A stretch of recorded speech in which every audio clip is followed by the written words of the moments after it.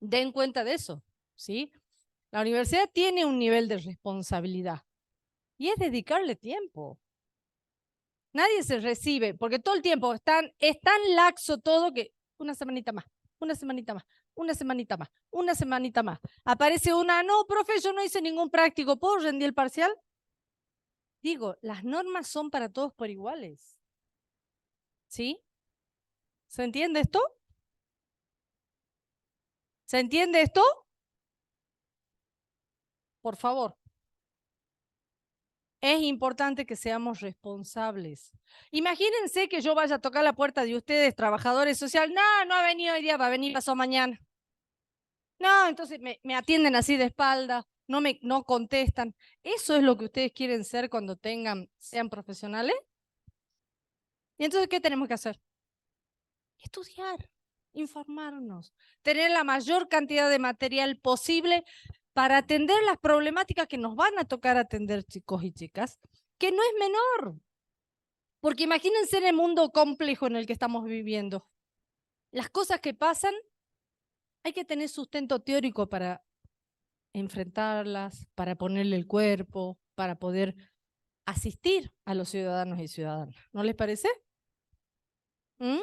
Entonces, ¿qué tenemos que hacer? Si queremos estar acá, queremos permanecer en la universidad, está bien que sea pública y sea gratuita, como ya les dije, no es tan gratuita porque sus papás pagan los impuestos, ¿no es cierto? Entonces, por eso es gratuita, porque sus papás trabajan, pagan los impuestos. Es gratuita porque no vienen a pagar una cuota, pero sus papás pagan los impuestos en cada cosa que compran. ¿Se entiende esto? Entonces, todos somos corresponsables de que la universidad funcione. Ahora, ¿para qué me paga el Estado a mí si empezaron 700 y miren los que quedan? Ustedes no tienen la culpa, dirán ustedes. Pero bueno, si estos son los que quedan, que yo digo siempre son los mejores, las lucecitas prendidas para el parcial, para que tengamos la posibilidad de aprobar el parcial con más de 7, para que tengamos la posibilidad de promocionar la materia. ¿Se entiende? Entonces, no, la profe toda la clase empieza retándonos. No los estoy retando. ¿Ustedes creen que yo los estoy retando? ¿Qué estoy haciendo con ustedes? Concientizando. ¿Qué más? ¿Qué otra cosa? Aconsejar. ¿Qué más? Pidiéndoles qué cosa. Que sean responsables de sus actos. Ustedes decidieron venir a la facultad de nadie y los ha ido a buscar a su casa. ¿O no? No, es que mi mamá me obligó. Bueno, en ese caso que su mamá los obligó, sí le voy a decir puerta, pasillo, calle. Porque si a esta altura de su vida ustedes permiten que sus papás lo obliguen a estudiar esta carrera, porque puede ser cualquier otra, no estaría siendo lo mejor. Porque no van a ser buenos profesionales el día que se reciban, porque van a estar diciendo, estoy haciendo algo que no me gusta y que mi mamá me mandó a hacer. ¿No les parece? Si tenemos ese problema, psicólogo, por favor, urgente. Porque no van a poder ser profesionales que tengan la posibilidad de acompañar procesos de dependencia, procesos de situaciones complejas en la familia. Imagínense que venga pasado mañana un ciudadano a decirle, no, mi mamá me está obligando, y voy a decir, a mí me pasó lo mismo. ¿Se entiende? ¿Mm? Entonces, seamos responsables. Hagamos las cosas como corresponde. Nosotros sentimos que cada año que pasa, los alumnos tienen menos corresponsabilidad a la hora de estudiar. Y la verdad, la universidad hace su parte, la facultad hace su parte y la carrera hace su parte. Ahora la otra parte la tienen que poner ustedes. No hay vuelta. Dirán, profe, pero estamos en un mes complejo. Sí, ni les digo si estamos ahí junto a la manifestación, ¿no? Vamos todos con la antorcha y demás, si sabemos que hay una situación compleja. Pero justamente para poder enfrentar esa situación compleja hay que estar formado. No hay vuelta. No hay otra posibilidad. ¿Se entiende esto? ¿Sí? Bueno, dicho esto, entonces, veamos. Vamos a ver entonces el último tema que queda del eje temático 2, el lunes 31 yo voy a hacer un repaso, no lo voy a hacer hoy, sino lo voy a hacer el lunes 31, para que esté más cerca del parcial, así, a ver si así pueden aprobar. Ay, los miércoles. El miércoles, siempre, uy Dios. El miércoles 3, 2. El miércoles 2 de agosto haré el repaso con ustedes, para que la semana puedan, los que tienen que rendir miércoles, jueves y viernes, puedan hacer el parcial y los otros lo harán la otra semana. ¿Se entiende? ¿Eh? Por favor, estudien. Los tienen a los chicos por cualquier consulta, pero no pasé consulta a la 1 de la mañana, chicos, porque no da, lo habíamos hablado a esto. ¿Cómo le van a mandar un mensaje a la adscripta a la 1 de la mañana? Chicos, por favor. Dijimos, seamos corresponsables de esto. Todos tenemos nuestras vidas, ¿sí? ¿O no? Cada uno de nosotros tenemos vida propia. Entonces yo, a la hora que termina la clase, yo me voy a mi casa o a hacer cualquier otra cosa o a la movilización como con ustedes. Entonces no puedo estar recibiendo mensajes fuera de los horarios que racionalmente pusimos para que puedan hacer consulta, ¿sí? Así que por favor les pido, seamos responsables, seamos honestos, tratemos de acompañar los procesos y nosotros, mejor dicho, nosotros vamos a acompañar los procesos que ustedes nos dejen acompañar, porque también depende de eso, que ustedes quieran que los acompañemos, ¿sí?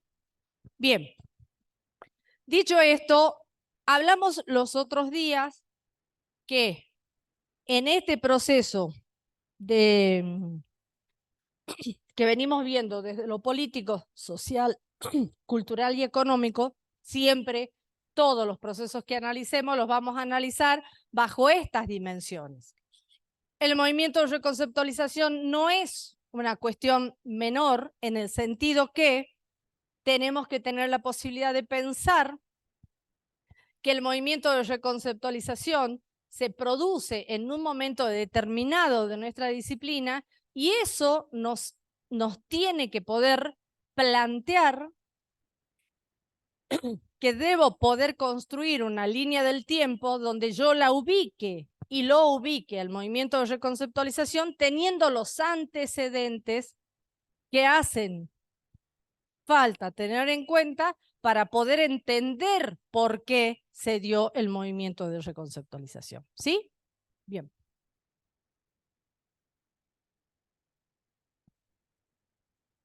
Como siempre dice la profe, para todo le pone qué pasó antes. Sí. Bien. Lo primero que tenemos que pensar, porque el movimiento de reconceptualización es un movimiento que se dio específicamente en América Latina. Posteriormente,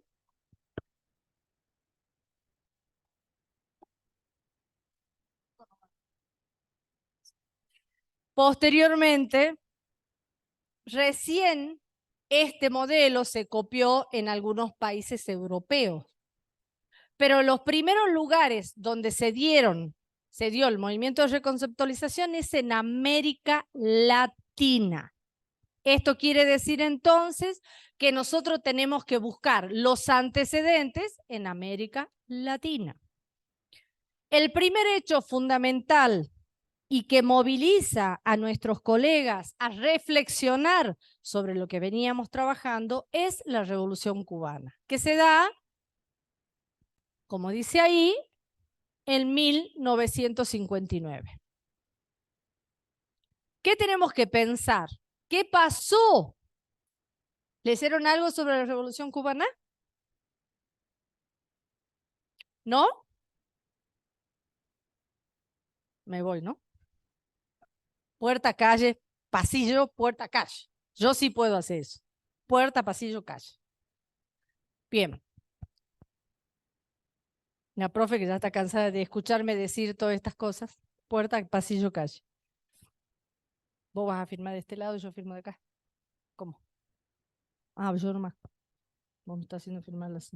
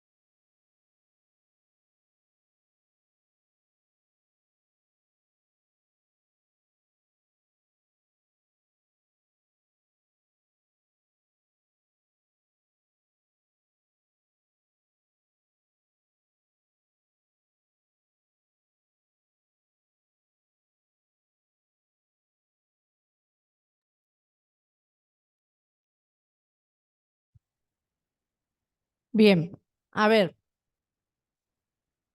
yo les sugiero, chicos y chicas, que por ser una disciplina de las ciencias sociales y por ser una disciplina que va a ir trabajando todo lo que son las políticas públicas, es muy importante que tengamos en cuenta la posibilidad de leer. Son alumnos terciarios, no, universitarios, y no me puede decir que no saben nada de la Revolución Cubana.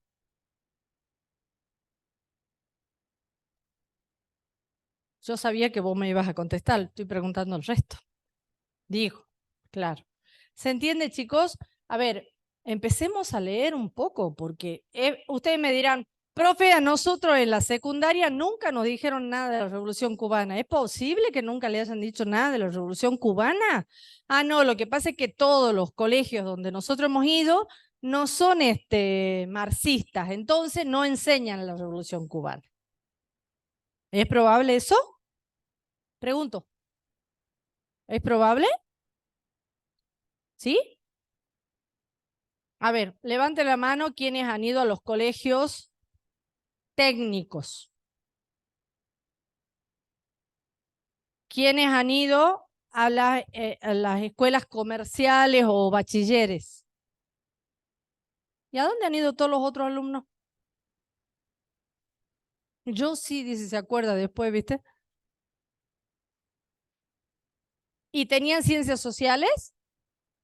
Ajá. ¿No? Hasta tercer año, vos hiciste hasta tercero nada más, perdón, ¿no? Después, les quitaron historia. Les quitaron historia. Ustedes imagínense lo difícil que es para nosotros, profesores universitarios, tener que enseñar historia porque ustedes no tuvieron el secundario. No, no corresponde que yo me ponga a enseñar historia, ¿no? Y bueno, pareciera que sí, por esta cuestión de la carencia que tienen en la formación, ¿no es cierto? Bien, dicho esto, vamos entonces. Como bien decía el compañero, la Revolución Cubana se sucede en 1959, producto de que Estados Unidos quería avanzar con sus fuerzas y ocupar un espacio como es el lugar donde está Cuba, que es una islita, para manejar todo lo que era el Caribe, toda la región caribeña, que no es rica en recursos económicos, pero sí estratégica, ¿no es cierto? Entonces empiezan a querer avanzar sobre esos territorios y van a intentar, por todos los medios, quedarse manejando ese sector. Sobre todo teniendo en cuenta que tenían, ¿cómo es tu nombre? Te quedas calladito con lo que voy a preguntar. ¿Quién era el ministro de Economía de la Revolución Cubana? ¿Saben? Tampoco, claro. Un argentino, ¿eh? No importa, mientras no te caliente. Un argentino que se llamó Ernesto Guevara, nuestro Che Guevara. ¿Escucharon hablar de él? ¿Y cómo no saben de la Revolución Cubana entonces? Bien, convencidos de que eran lugares estratégicos y un pueblo revolucionario intentando proteger sus tierras, cualquier similitud con la realidad es pura coincidencia, va a intentar entonces acompañar el proceso y sublevarse para que no tomen las tierras y no la tomen a la isla. ¿Sí? Así es, ¿no? Más o menos, profe. ¿Sí? Bien. Entonces, la riqueza que podía tener ese lugar era estratégica, vuelvo a repetir. Pero después se transforma en un lugar posterior. Estados Unidos, por esa misma razón de que no le permiten llegar hasta ese lugar, produce lo que se conoce como el bloqueo. No le llega a Cuba, absolutamente nada. Y tienen que vivir con lo propio. Eso significa no tener leche, no tener petróleo, no tener un montón de cosas que esa isla no producía. Porque la idea era forzar al pueblo todo lo que se pudiera para doblegarlos. ¿Sí? Repito, cualquier similitud con la realidad es pura coincidencia. ¿Sí? En ese caso era un punto estratégico, que ellos lo querían tener como dominado, y este pueblo cubano ha resistido todo lo que ha podido y sigue haciéndolo. Es un país chiquitito, pero que ha logrado, a través de los años, cero de analfabetismo, excelente sistema de salud que ha exportado profesionales. Nosotros acá en Jujuy hemos tenido una camada de profesionales cubanos y después ha recibido nuestros alumnos para estudiar en Cuba distintas carreras, entre ellas medicina. ¿Sí? Entonces, fíjense, un pueblo sumamente solidario, capaz de ofrecerle a los distintos países del mundo su tecnología, su capacidad, con las limitaciones que eso significa. El único apoyo que tuvo en algún momento fue Rusia, y que después que cayó el Imperio Ruso, obviamente dejaron de tener el apoyo de los rusos. Con lo cual fue mucho más complejo porque el bloqueo fue importante. Argentina es uno de los países que le ha ofrecido y le ha llevado, aunque sea en forma clandestina, alimentos y distintas cosas a este pueblo, ¿no? Y nosotros hemos tenido docentes cubanos excelentes que han venido a dar clase a esta facultad, ¿no? La verdad que son un pueblo muy sacrificado y donde han crecido gracias a su esfuerzo, ¿no? Y a pelear lo suyo, digamos, ¿no? Entonces me parece muy importante que lean algo sobre la Revolución Cubana. Estaría bueno. Bien, entonces el primer antecedente que vamos a obtener en América Latina es la Revolución Cubana. Que ustedes podrán preguntarle a los profes de historia y a otros profes, ¿no? Que les expliquen más de todas estas cuestiones. Yo, digamos. Ah, cierto, tienen historia en el segundo cuatrimestre, es verdad. Espero que vengan a clase, lean los textos, bueno, ese tipo de cosas. Porque es una materia a la que se tienen que poner la barba en remojo, decía mi abuela, ¿no? Porque es una materia súper larga y es bien compleja. Pero no menos importante porque es preciosa esa materia, es muy bonita. Pero hay que estudiar desde el primer día, sentarse a leer todos los textos que van a tener, ¿no? Bien, entonces, primer antecedente, Revolución Cubana, ¿sí? Sí. Ah. Segundo antecedente importante, como bien dijimos en el otro día, porque todo tiene que ver con todo, chicos. A ver, cuando nosotros hablamos de los procesos, estos procesos no son aislados, porque supuestamente están atravesados por cuestiones históricas. Entonces, ¿se acuerdan que la semana pasada vimos el movimiento, todo lo que tenía que ver con, todo lo que tuvo que ver con el estado de bienestar?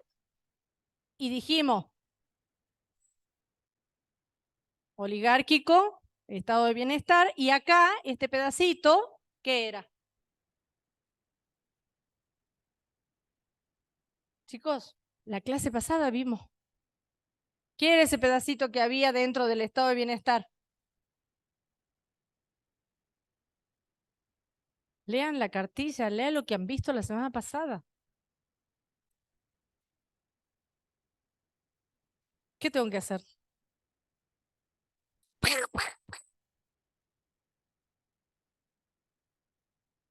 ¿Qué dice ahí? Lean lo que dice ahí. Ni porque lo tienen ahí me pueden contestar. ¿Cómo es esto? Construyan la línea del tiempo. Si no construyen la línea del tiempo, no van a tener posibilidades de responder la más mínima pregunta que se le haga. Estado oligárquico liberal. Estado de bienestar que se divide, Carolina, buenas tardes, que se divide en un primer momento con estado de bienestar cuando se da el golpe de Estado y asume otro presidente, que ¿quién era? ¿Para qué me voy a gastar? Aparece lo que se conoce como desarrollismo, ¿sí? Que les dije yo la semana pasada que la CEPAL, a través de proyectos productivos y de plata que venía de la CEPAL, se permite el financiamiento de proyectos con la idea que no entre el marxismo a América Latina y en especial a la Argentina. Eso significó que tengamos un gobierno que tenga características oligárquicas en algunos sentidos, pero a la vez con algunos visos de estado de bienestar. Se levantan algunas medidas y aparecen otras tendientes a sostener lo que significó el desarrollismo, financiado por la CEPAL, el Centro de Estudio para América Latina, a los efectos de poder dar cuenta de que había que ponerle inyección, o sea, plata a Argentina para que no entrara el marxismo. Porque como el ministro de Economía de Cuba era argentino, temían que en Argentina se pudiera hacer lo mismo que había pasado en Cuba, entonces para eso ponen muchísima plata los norteamericanos, ¿sí? Y financian proyectos, y esos proyectos van a estar financiados dentro de lo que se conoce como el desarrollismo. ¿Me siguen? ¿Sí? ¿Y por qué no me contestaron entonces? Digo, de pronto me parece. Sigo. Bien, entonces, ¿qué dice el desarrollismo? 1949, ¿sí? Se empieza en Estados Unidos esta corriente del pensamiento y empiezan a implementar políticas de desarrollo, como bien dice ahí, para los países menos avanzados, porque ese era el discurso, ¿sí? Así es que el desarrollo cobra relevancia y gracias a esa enorme capacidad de seducción generado por las fuerzas implícitas del término, se convierte en un dispositivo discursivo capaz de modelar la realidad. ¿Qué quiere decir esto? Empecemos a entender, los procesos políticos se dan por algo. En ese momento, Truman empieza a darse cuenta que el marxismo venía avanzando fuertemente en los distintos países y América Latina no estaba exenta de eso, pero como todavía en Argentina estaba Perón, con su plan quinquenal hasta el 52 que vimos el otro día, entre el 52 y el 56, el golpe después vuelve en el 70, se empieza, digamos, a aparecer estas medidas. Obviamente, en el caso de, mientras estuvo Perón en Argentina, no sucedió, no ingresaron estas divisas. En cuanto se hace el golpe de Estado y aparece este nuevo gobierno que yo les decía el otro día, que son donde se apoyan los radicales diciendo que fue el mejor gobierno y no sé qué, aparece entonces esta platita destinada a estos proyectos de desarrollo, que le llaman ellos. Entonces, el desarrollismo no es nada más y nada menos que políticas de desarrollo, como su nombre lo indica, intentando parar, detener, poner vallas al ingreso del marxismo en Argentina, ¿sí? En todos los países latinoamericanos. Entre ellos, una de las cosas que pasó es que la CEPAL, poniendo tanta plata, le ofrece a la Argentina y a los y las trabajadoras sociales y a la Escurra, entre paréntesis, que fue la trabajadora social que estuvo en la época de la dictadura, se les ofrece a los y las trabajadoras sociales irse a capacitar en desarrollo a Puerto Rico. Puerto Rico se transforma en ese momento en un lugar de capacitación de los trabajadores y las trabajadoras sociales tendientes a poder regresar a la Argentina y aplicar todas estas técnicas de desarrollo. ¿Está? Seguimos. ¿Qué es lo que decimos entonces? Este desarrollismo y estas medidas no hacen otra cosa que ponerlo al país, a América Latina y en especial y en este caso Argentina, a dividir cuáles eran los países desarrollados y cuáles eran los países en vía de desarrollo o subdesarrollados. Entre ellos, obviamente, Argentina, América Latina, África, ¿sí? Se convierten en el discurso de los norteamericanos en estos países subdesarrollados, para los cuales había que darle plata. Eso significa deuda externa, ya sabemos, ¿no? Cualquier similitud con la realidad es pura coincidencia, teniendo en cuenta, como le dije los otros días, el de los ojitos claros. O sea, traer plata supuestamente para el desarrollo de la Argentina, que después se va por la vereda, por cualquier lado, porque nunca se aplica como medidas concretas para el país. Entonces yo insisto en esto, chicos y chicas. Es importante que nos sentemos a leer. Es importante que seamos conscientes de que nada pasa al azar, que la aplicación de determinadas medidas políticas tienen que ver con lo que creen que pierden como poder y de hecho, en este momento, ya trasladándolo ahora, en este momento Norteamérica siente que pierde muchísimo poder en Argentina porque apareció China como el gran monstruo, ¿no? Todas estas cuestiones. Entonces, esta plata que nos dieron el Fondo Monetario nos están aplicando el físico, pero mal, porque supuestamente estamos yendo a buscar yen, ¿no? En vez de traer dólares. Bueno, fíjense cómo se aplica de la misma manera, lo mismo pasó en este periodo. ¿Sí? Sí. Bien. Y entonces vamos a tener en cuenta qué se entiende por desarrollo, por subdesarrollo. Esto ustedes lo tienen que haber visto en teoría del Estado. ¿Vieron? ¿Sí? ¿Vieron? Concepto de desarrollo, subdesarrollo, pobreza. ¿Sí o no? Porque ya tienen que haber terminado la materia, ¿no? La semana pasada tomaron el parcial. ¿Vieron algunas cosas?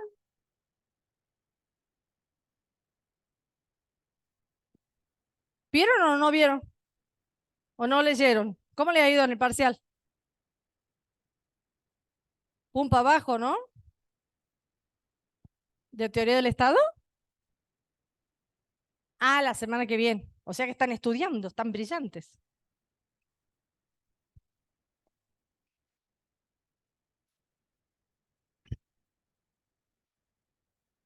Silencio en la noche, ya todo está en calma. Bueno, entonces, es importante, esto tiene que ver con teoría del Estado. Yo les doy simplemente algunos conceptos para que podamos entender este proceso del que estamos hablando, ¿no? Bien, entonces, ¿cuáles son las concepciones más importantes que hay que tener en cuenta en ese proceso del desarrollo? Por un lado, entender qué significa desarrollo, riqueza, subdesarrollo, pobreza. ¿Sí? Pásamela porque...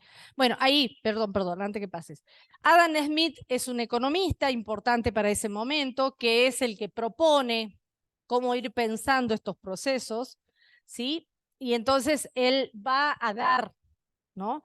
Y va a insistir en esto de cómo se mide el crecimiento, cómo se mide el desarrollo. O sea, él hace una propuesta, tiene un libro, ay, que en este momento no me voy a acordar cómo es el título, pero donde propone medidas económicas tendientes a plantear estas problemáticas. ¿Sí?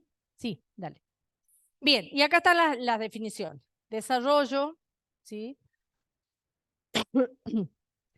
Y acá aparece un concepto que tiene que ver con ese momento, estamos hablando de la década del 60, que básicamente aparece la teoría de la evolución. ¿Escucharon hablar de la teoría de evolución? De la evolución de las especies. Ajá, ahí está puesto, Darwin, ¿sí? ¿Escucharon algo? Bien. Voy a sancionar a todos los docentes que fueron docentes de estos chicos. No saben nada. Pobres docentes, ¿no? Que se gastan hablando igual que yo y después no se acuerdan de nada los alumnos. Entonces, no sé nada de eso porque nunca me dieron. Pobres chicos, por favor. Qué mal que los han tratado estos docentes, estos chicos. Pobrecitos. Bueno, ¿qué pasa con la teoría de la evolución. Es una teoría de evolución de las especies. Darwin ha sido un biólogo que recorrió el mundo y entre eso hizo la clasificación de las especies. Ustedes dirán, ¿y para qué queremos saber nosotros de Darwin? Bueno, pues les digo para qué. Porque así como se hizo la clasificación de las ciencias biológicas, esa misma clasificación evolutiva que planteó Darwin se instaló en las ciencias sociales. Y las ciencias sociales en ese momento utilizaron determinados códigos, codificaron todas las cuestiones que pasaban en las ciencias sociales y el trabajo social no estuvo ajeno a eso. Entonces van a encontrar algunos textos de ese momento donde clasifica la familia, clasifica las problemáticas de una manera codificada, muy parecida a, a la evolución, ¿sí? Después, por supuesto, esto cae en desuso porque no se puede permitir plantear en las ciencias sociales y en el trabajo social porque las cosas no pasan así, 1 más 1 es 2. No, no es así. Y en las ciencias sociales y en el trabajo social y en las problemáticas sociales no es tan así, ¿no es cierto? No todas las personas que son pobres son drogadictos, por darles un ejemplo. No todos los drogadictos consumen solamente alcohol. No todas las madres solas son prostitutas, digo. Entonces, esta clasificación ha sido terriblemente compleja para el trabajo social, pero a la vez nos ha dejado, como todo proceso, esta capacidad de categorizar a las personas, que después nos ha costado mucho a los trabajadores y las trabajadoras sociales sacarnos esa cuestión que nos ha dejado. A tal punto es así que en ese momento se generaron instrumentos del trabajo social, entrevistas, encuestas, muy complejas, donde categorizábamos a las personas, le poníamos un sello acá adelante, ¿no? Hasta no hace más de 10 o 15 años todavía lo seguimos haciendo. Para que ustedes se den una idea por qué es tan importante que pensemos qué nos dejó el darwinismo que se transformó en un darwinismo social, así apareció en algunos textos, y entonces tenemos que tener en cuenta eso. Por eso no es menor que todo el tiempo estemos pensando en qué cosa nos dejaron el paso por cada una de las corrientes del pensamiento, y esta es una de ellas, ¿sí? Nos dejó esta clasificación. De hecho, las chicas que trabajan en vivienda todavía lo siguen usando así, ¿no? Así bien calificadito, 2 más 1 es 3, el que no tiene agua porque no tiene, no, porque no, bueno, esto es así. Ha sido muy duro. La señora, a la compañera Carolina, porque ella trabaja en el Instituto de Vivienda y hay muchos formularios que todavía tienen, ¿no?, esas características. Y se sigue sumando 1 punto, 3, 4, 5, entonces a esta familia por 5 puntos le corresponde una vivienda a este otro que no tiene puntaje. Bueno, esto ha sido bien complejo. Ellas han hecho un trabajo muy interesante dentro del instituto, pero sigue siendo un formulario que lo manda la Nación, ¿no es cierto? Y entonces es muy complejo eso. Entonces, para que ustedes se den cuenta qué importante que es que sepamos de determinadas cosas porque nos dejaron antecedentes, nos dejaron elementos y instrumentales que todavía en el trabajo social siguen pesando y siguen siendo el instrumental que muchas organizaciones o servicios que brinda el Estado se siguen utilizando. El Instituto de Seguro, bueno, ¿no?, una serie de organismos. Bien, vuelvo acá entonces. Fíjense, dice Darwin, un darwinismo social que concibe el cambio como una secuencia natural de mutaciones graduales, uniformes y mecanicistas. Eso se pensaba en ese momento. Hoy ya sabemos que esto no es así, pero yo no puedo no decirles, no puedo no contarles, porque van a leer algunos textos y van a decir, pero es que a nosotros nunca nos dijeron esto. Bueno, pues acá está. Así cortito, pero la idea es que ustedes tengan la posibilidad de, a partir de esto, investigar, ver, averiguar, leer algunas cosas. Bueno, y entonces van a empezar a realizarse programas, proyectos que llevan a cabo los trabajadores sociales con esta con estos términos y en estas condiciones. Bueno, entonces ahí aparece desarrollo, progreso, subdesarrollo. Y aparece la concepción de atraso asociada al desarrollo, al avance técnico, producción de tecnología, creación de nuevos métodos, desarrollo científico y modernización. Por otro lado, aparece el desarrollo igual a crecimiento o subdesarrollo como la contrapartida, ¿no es cierto? O estancamiento, y planteando que es el núcleo central del desarrollo lo constituye el crecimiento del ingreso, fíjense, la capacidad para producir y la generación de empleo. Entonces, acá tenemos, por un lado, desarrollo-evolución, por otro lado, el desarrollo como sinónimo de progreso o de subdesarrollo. Serían como las dos caras de una misma moneda. Por un lado está el progreso y por otro lado está el subdesarrollo. ¿Se entiende esto? Y en este caso igual. Por un lado está el crecimiento y como contrapartida está el subdesarrollo o el estancamiento. ¿Está? ¿Me siguen? Bien. Bien. Y entonces aparece lo que conocemos como la Alianza para el Progreso, que esto lo plantea la CEPAL, como les decía hace rato.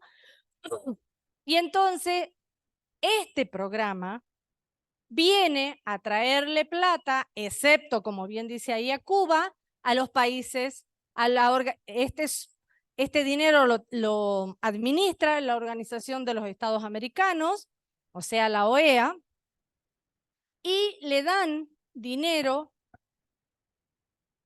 La idea era proveerle dinero a todos los países que fueran subdesarrollados. Esa reunión se realiza en Uruguay y a esa reunión, en forma anónima, después se supo, viene el Che Guevara y se reúne con Onganía. Esa reunión secreta significaba de alguna manera, porque si sabían que el Che estaba en la Argentina, lo iban a detener, ¿sí? Porque, al igual de que cuando vino Graboy estas semanas pasadas, ¿no? Cualquier similitud con la realidad es pura coincidencia, digamos. O los que vinieron de Buenos Aires que los iban a detener porque venían a levantar al pueblo, a abrirle los ojos. Bueno, lo mismo pasó con el Che en ese momento. Hay distancias, por supuesto, pero digo, él se realiza esa reunión en Uruguay. Y después terminan dando un discurso muy interesante en esa reunión, que existe el texto, si les interesa leerlo, está disponible. Y ¿quién habla en ese congreso? Kennedy, ¿sí? Que era un presidente que se lo considera como amigable. ¿Mm? ¿Cómo? Exactamente, al que mataron posteriormente, justamente por ponerse en contra de lo que venía planteando los demócratas o los conservadores estadounidenses, ¿no? Bueno, este hecho, obviamente la posición a Cuba en una situación de inferioridad, a Cuba no le dan estos recursos y se los dan a los países latinoamericanos.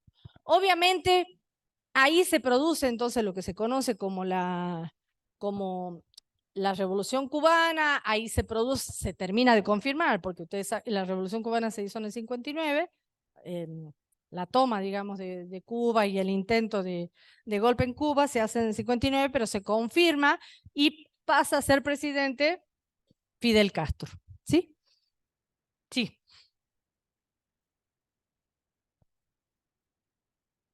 Bien. ¿Qué significa entonces? ¿Me volves una, por favor? Porque me olvidé de algo. Sí. Bien, ahora sí. ¿Qué significó entonces la Alianza para el Progreso? Es un plan, la siguiente ponémela, que está diseñado entre el 61 y el 70. La idea es entonces que a los estados firmantes se les daba, fíjense, la cantidad de millones, ¿sí? Obviamente esto no tenía el sustento político ni estaba reafirmado en el país, con lo cual lo que sucede es que ese dinero ingresa, pero nunca va a lograr confirmar para lo que se había destinado este dinero.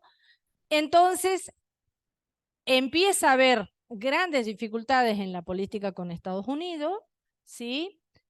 Y se termina suspendiendo esa transferencia. Como hacen siempre, ¿no? Ahora no van a prestar plata, pero es para que paguemos los intereses de la deuda, bueno, todo esto, ¿no? Como siempre pasa.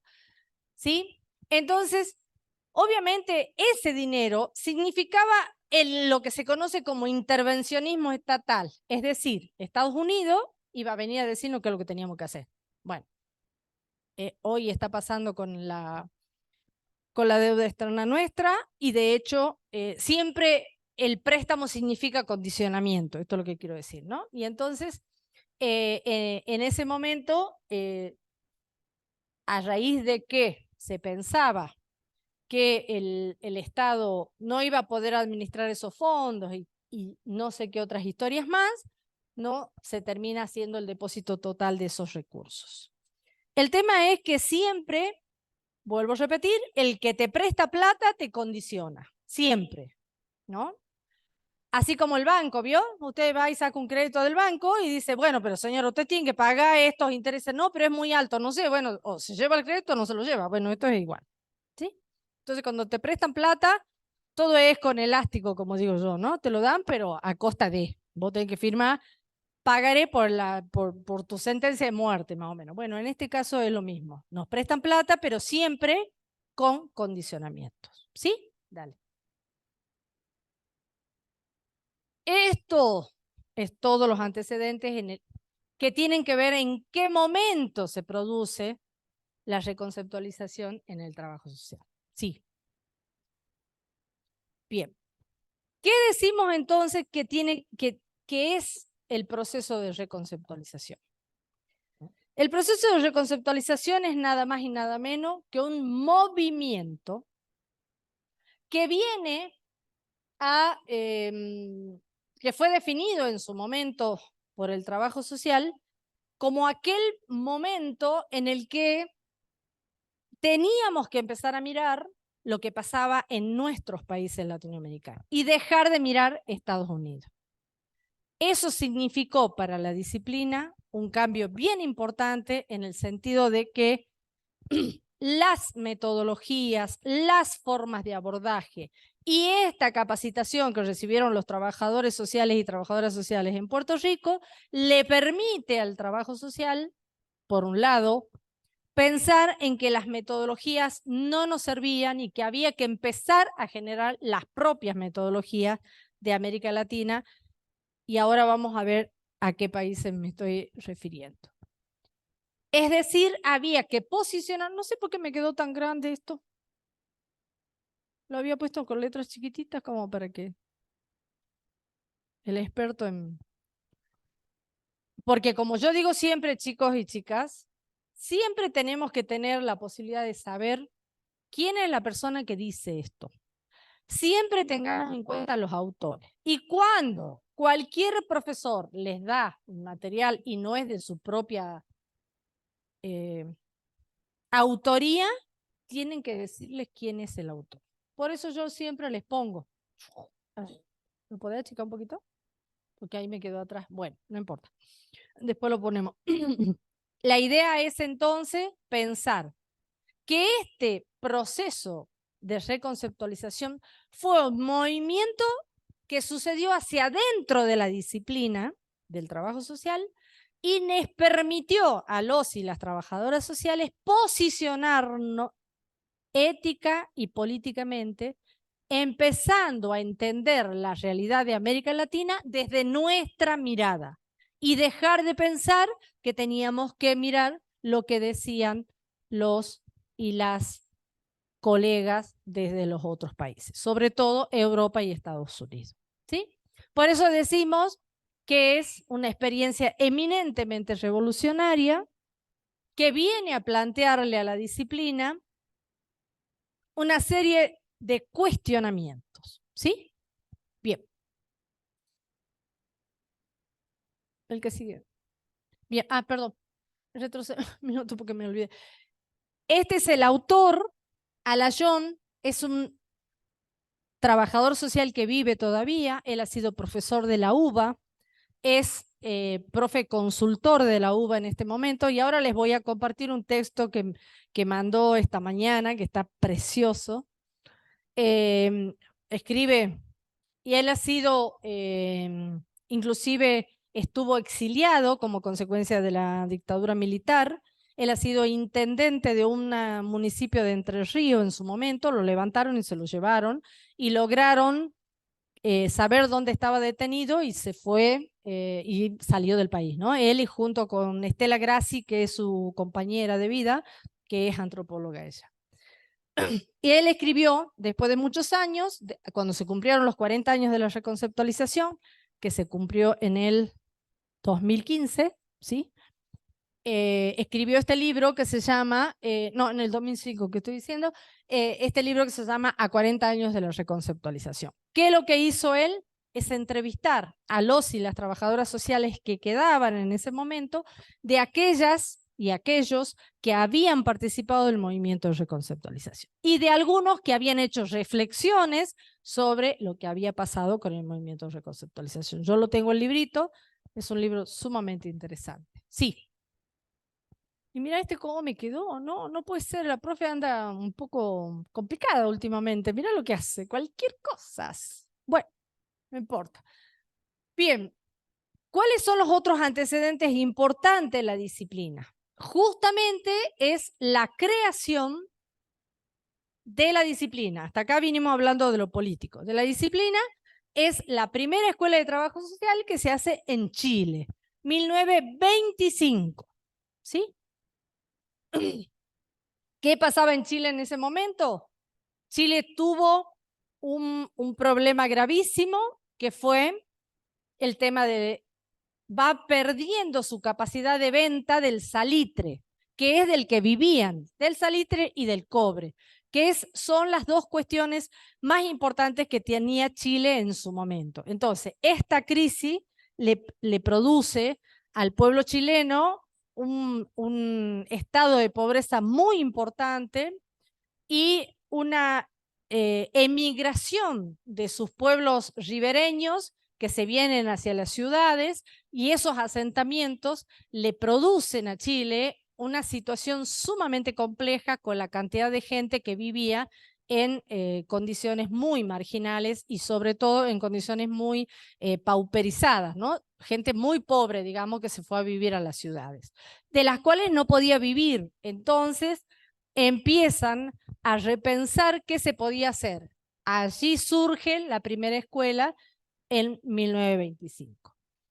Esto significó de alguna manera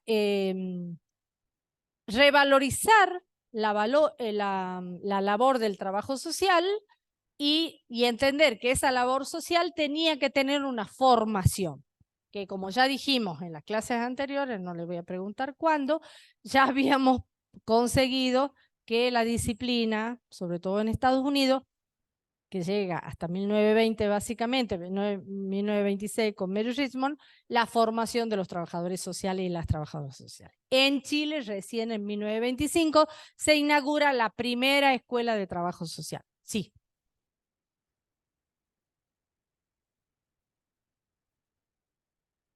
El título con que se reciben estas colegas en su momento fue el de visitadora social. Y acá fíjense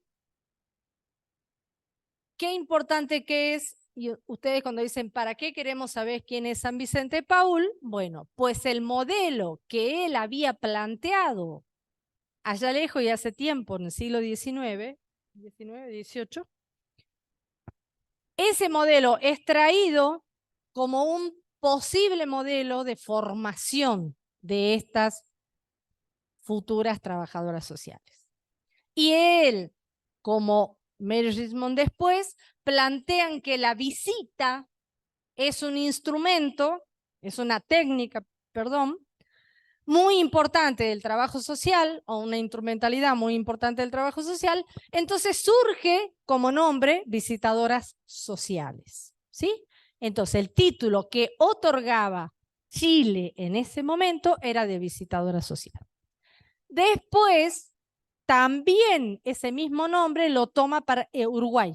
Uruguay, hasta no hace muchos años, las colegas nuestras se recibían como visitadoras sociales, ¿sí? Bueno, fíjense, ¿cuál era la formación? Ahí se amplía este cuadrito que habíamos visto el otro día, ¿se acuerdan? De casuística y el surgimiento del 46 de grupo y comunidad. Aparece derecho, economía política, higiene y profilaxis, protección de las infancias, alimentación, dietética, atención a los enfermos y a los heridos. Esto lo vimos el otro día cuando vimos la metodología de casuística. ¿Se acuerdan? No se acuerdan, no importa, sigamos. No sé, estos chicos tienen una memoria así como muy pequeñita, ¿no? ¿Sí? ¿No? ¿Es verdad? La inmediatez total, porque el celular me resuelve todos los problemas. ¿Mm? ¿Qué vamos a hacer? Bien, fíjense.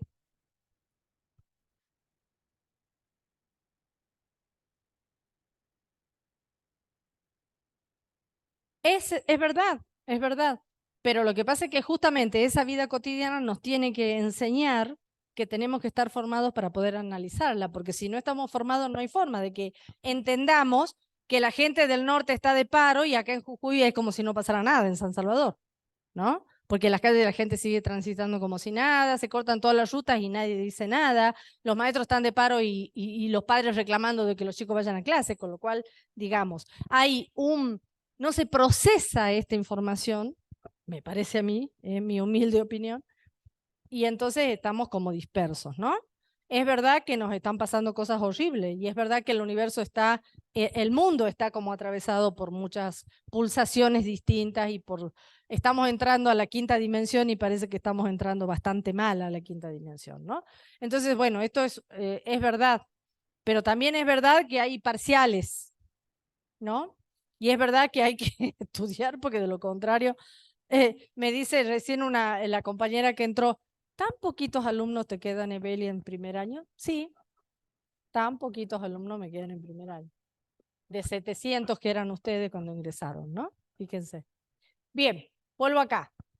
En Argentina, la crisis del 30 la lleva a la universidad que se llamó Museo Social Argentino a crear la primera escuela de trabajo social. Que ahí, como verán, dice Escuela de Servicio Social, porque ya le voy a pedir a José que me muestre el cuadrito del otro día, porque nos acordamos en ese cuadrito que decía ahí abajo Servicio Social. No sé si se acuerdan. Bueno, ¿quién es el que fundó la escuela?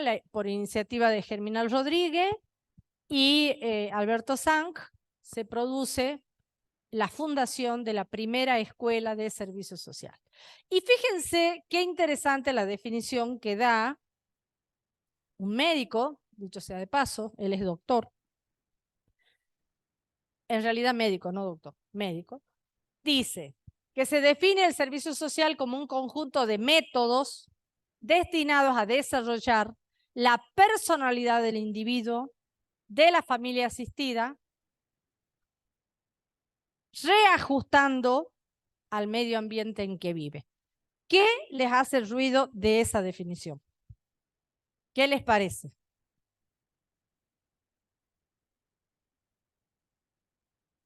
¿Qué términos les parecen a ustedes que están, quizá lo venimos viendo, por eso digo, qué término les parece a ustedes que no estaría, si estamos pensando el trabajo social hoy, cuáles serían los términos que están ahí presentes que hoy decimos que no hacemos? ¿Perdón? ¿El? Por intervención. Ajá. ¿Y cuál sería la otra? ¿Pueden leer de vuelta la definición? Ajá.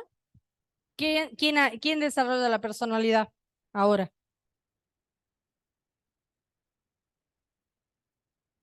¿Quién trabaja sobre la personalidad de los individuos, de los ciudadanos? Lo dije, ¿no? En clase. ¿Quién trabaja?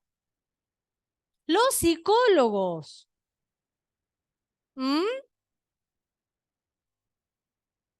Chicos, por favor.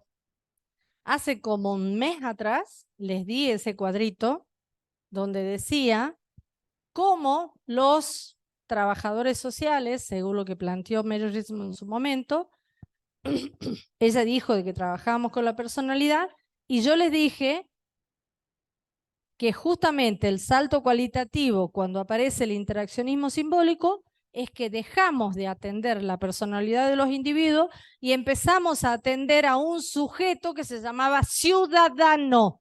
Y ya no trabajo sobre la personalidad, trabajo sobre las relaciones sociales que se establecen de esos ciudadanos. Lo dije así el otro día en clase, ¿o no? La semana pasada. Ya te estaba echando de menos.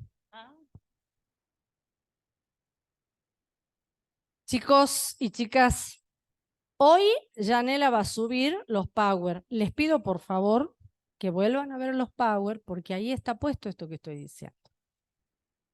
Es bien importante que tengan en cuenta porque, a ver, si ustedes, obviamente, esta definición es de la década del 60, pero ya en la década del 60, los y las trabajadoras sociales empezamos a desplazar trabajar sobre la personalidad del individuo para empezar a pensar en ese sujeto social que establece relaciones sociales, ¿sí? Y estaba puesto en esa diapo la vez pasada. Entonces, tengamos en cuenta, fíjense, lo único que tiene que ver con lo que Mary Richmond ha planteado en su momento es esto.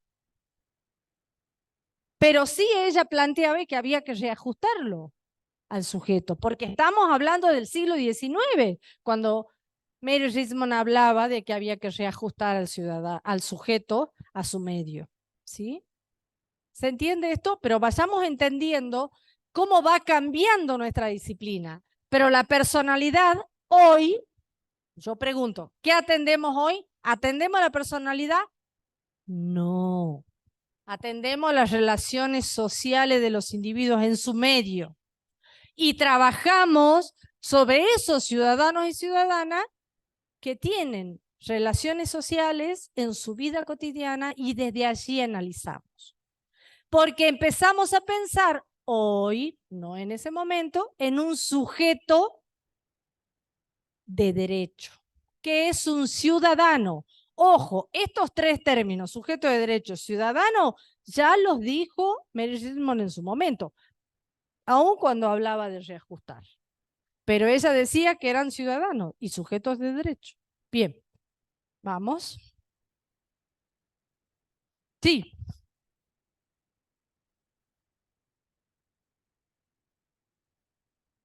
totalmente. De hecho, no nos olvidemos que aquellos sujetos sociales que en ese momento incomodaba, ¿qué se hacía con ellos?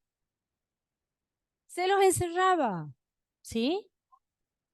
Hoy, cualquier similitud con la realidad es pura coincidencia. Cualquiera que tenga cara de piquetero, lo detienen. ¿O no?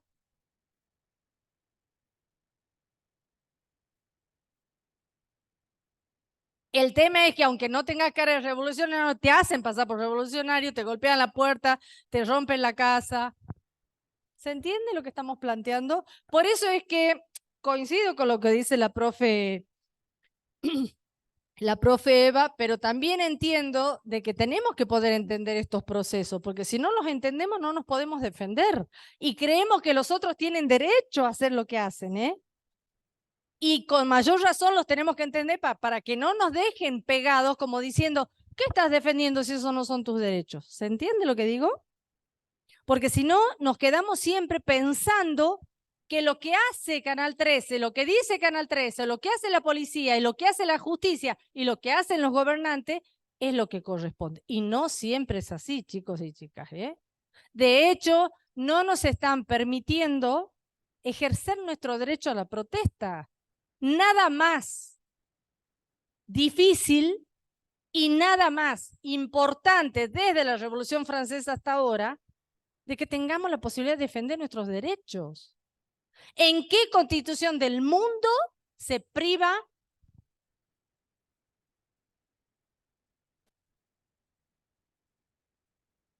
Segundo. ¿Quién?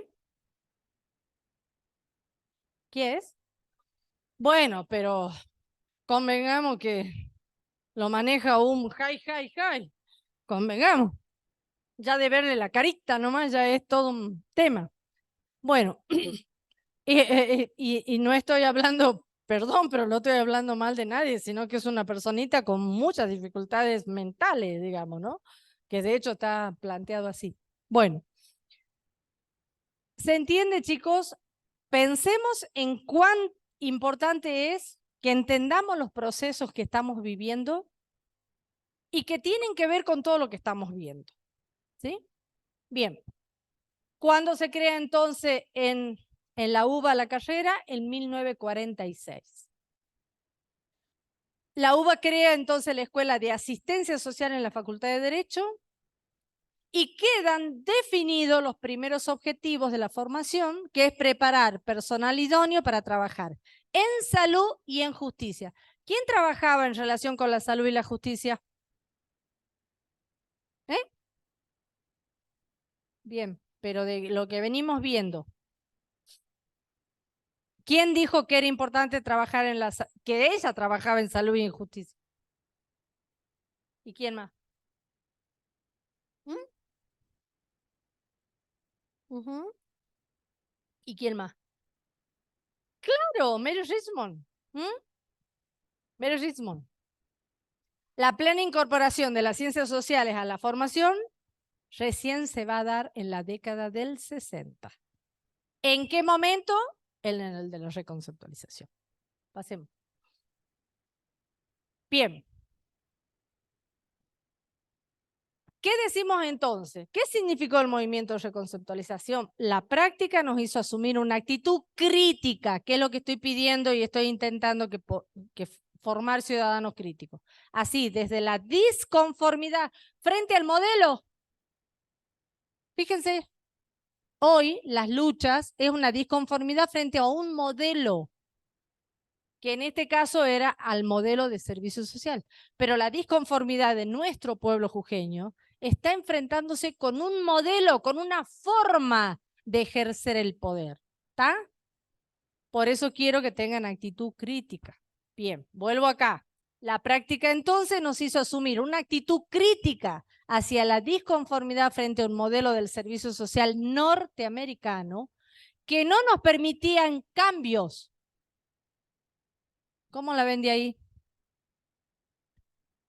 Es que asumimos en 1965 lo que quienes fuimos protagonistas llamamos movimiento de reconceptualización. Esto dice Norberto Alayón, como bien les dije antes, porque él formó parte de ese movimiento de reconceptualización. Es el único que nos queda vivo en Argentina de los que estuvieron en el movimiento de reconceptualización. El otro que estuvo en su momento es Natalio Kirchnerman, que murió el anteaño pasado. Sí. El 2006. Bien, gracias. Ya me había perdido, como lo tengo el libro de hace tanto tiempo. Sí.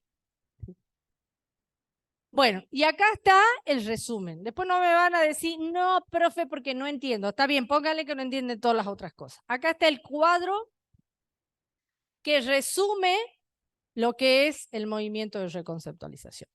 Lo que venimos diciendo. Arriba están los antecedentes, ¿sí? La Revolución Cubana, los años de la Alianza, el desarrollismo, en la parte de arriba. ¿Qué se entiende? ¿Cómo se lo entiende el movimiento de reconceptualización? Como un proceso de cuestionamiento, revisión y búsqueda. Esas son las tres palabritas que nosotros les pedimos que nos digan cuando les tomamos reconceptualización. Cuestionamiento, revisión y búsqueda. ¿Sí? Esas son las tres palabras centrales del movimiento de reconceptualización.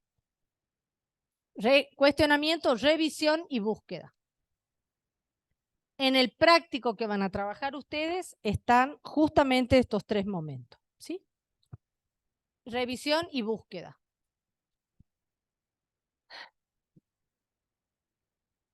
Acá está, ¿cuáles son los países donde surge? Que después de esto creo que tengo un mapita, ¿no, José? Sí, bien. Ahí les voy a mostrar después el mapita, pero acá está. ¿Ve? Ahí está. Colombia, Venezuela, los que están con el redondel. Bolivia, Brasil, Chile, Uruguay y Argentina. Son los países que forman parte de lo que significó el movimiento de reconceptualización. Son los únicos países de América Latina que formaron parte de ese movimiento en ese momento. Después, muchos países de los que no estaban adoptaron esta metodología y la pusieron en práctica. Volvamos para atrás, ¿sí? Perdón. Para atrás. Ahí está. Ahí está arriba. Chile, Uruguay, Brasil, Bolivia, Colombia, Venezuela y Argentina. ¿Sí? ¿Cuáles son los documentos importantes de este movimiento de reconceptualización? Son dos. Teresópolis y Araxa. Vamos a ver, y en el práctico que tienen ustedes está el documento de Araxa. El de Teresópolis no se lo conoce demasiado. Hace como unos 5 o 6 años atrás, una alumna me regaló el librito, que se lo había comprado cuando ella estudió, cuando era joven. En Córdoba lo tengo, me lo regalaron, lo tengo el de Teresópolis. Y está el de Araxa también. El de Araxa está completo, eso lo pueden bajar, igual está puesto dentro del material que van a leer, está completo para que lo lean, ¿sí? El de Araxa. Bien, Natalio Kirchnerman, que es el otro autor que escribió su libro que se llama Pensar el trabajo social, dice que pudiéramos pensar en 3 momentos importantes de la reconceptualización. El primer momento, cuando surge, 1965 a 1969, donde se plantea, la primera es analizar y desmistificar los supuestos del trabajo social tradicional. ¿Cuándo vimos el trabajo social tradicional y la metodología? En la clase pasada. Ese cuadrito de Torres Díaz, donde habla de lo que yo les decía recién, trabajo social tradicional o casuística, que es caso, grupo y comunidad, se los empieza a analizar y a pensar que no respondían a las condiciones y a las características que tiene Argentina y que tiene América Latina en ese momento. La segunda cuestión que plantea Natalio es análisis crítico de las fuentes que tenía la profesión, rescatando los elementos válidos que se comprueban en la práctica. Y acá lo que les tengo que decir es que la reconceptualización privó por muchos años a la formación de los trabajadores y las trabajadoras sociales de textos de Mary Richmond, por el solo hecho de ser norteamericana, ¿sí? Después se logró revalorizar. Y Natalio es uno de los pocos que en su momento, cuando Anderek escribe un libro sobre el trabajo social, que dicho sea de paso, Anderek no es trabajador social, Natalio hace un capítulo completo, lo incluye en el libro de Anderek y hace el prólogo explicando esto que les estoy diciendo, que lamentablemente el trabajo social había dejado de leer Mary Richmond, ¿sí?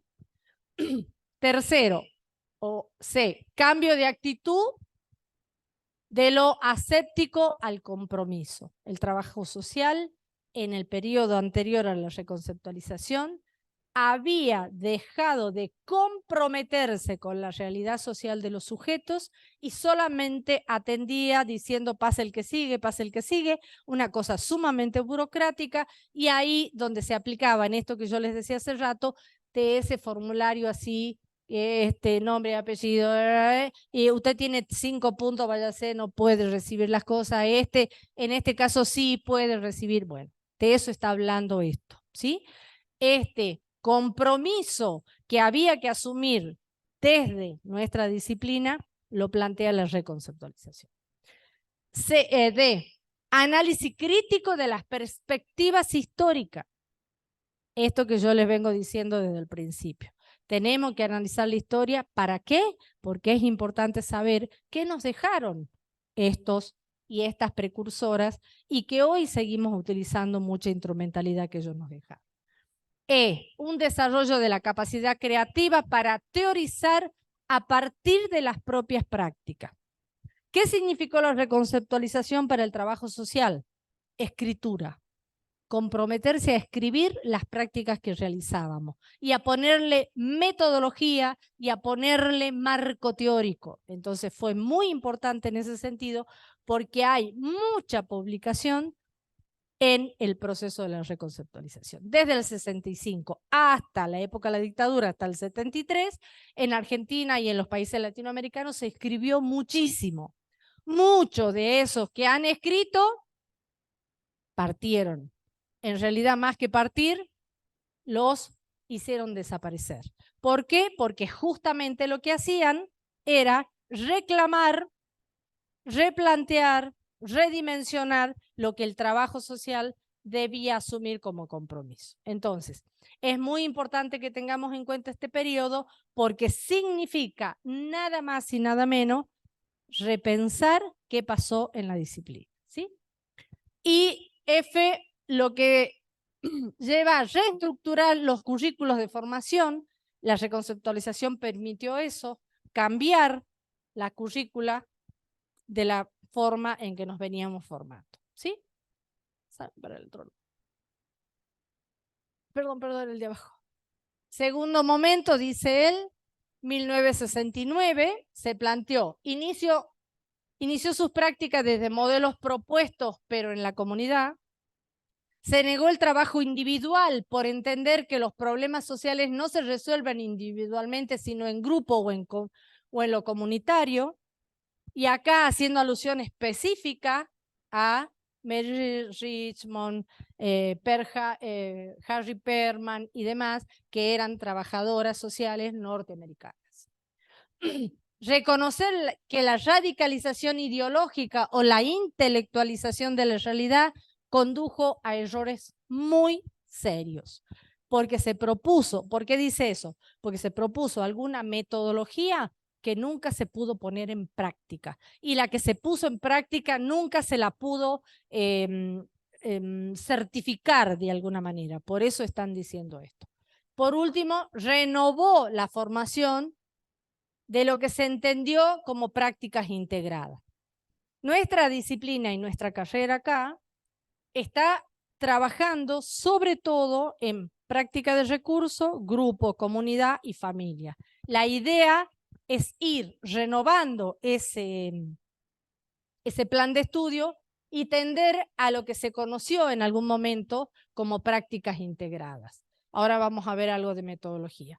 Pero la idea es ir repensando nuestro plan de estudio para tener la posibilidad de que ustedes, cuando tengan que ir a sus prácticas, puedan trabajar con una persona que está haciendo familia, con una persona que está trabajando en grupo y con una persona que está trabajando en comunidad. Compañeros, alumnos, ¿no? Y se vaya en forma conjunta a hacer abordajes en los distintos espacios. Por eso dice que lo que había que hacer era tener un mejor dominio conceptual de lo social. Si no entendemos las realidades sociales, esto que venimos hablando, es muy difícil que ejerzamos nuestra función aisladas en una oficinita así chiquitita sin entender lo que está pasando afuera.